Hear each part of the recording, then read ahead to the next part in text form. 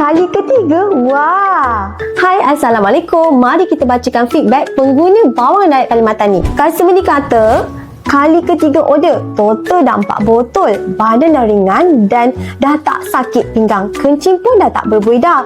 Wah, Alhamdulillah Kak. Moga menjadi ikhtiar kesembuhan untuk Akak. Kalau anda nak tahu, sakit buah pinggang dan masalah kencing berbuih tu tanda buah pinggang kita tak okey tau. Memanglah awal-awal kita rasa benda tu biasa. Tapi bila lama kelamaan dibiarkan, ia jadi lebih teruk. Tahu-tahu je pergi klinik, dah tahap 4. Kalau anda ada simptom sakit buah pinggang dan masalah kencing berbuih, boleh ikhtiar bawang diet Kalimantan ni. Dalam ni ada ekstrak herba bawang diet Kalimantan, buah kulim dan herba lain di mana baik untuk sihatkan semua penapis dalam buah pinggang kita tu. Bila penapis dah sihat, barulah air yang berlebihan tu dapat dikeluarkan daripada badan. Masalah lesu dan badan berat dapat diselesaikan. InsyaAllah, amalkan saja bawang diet ni 2 biji pagi, 2 biji malam. Yang mana belum cuba tu, tunggu apa lagi? Takkan nak tunggu buah pinggang teruk baru nak cuba. Ikhtiar sekarang dapatkan di link di bawah.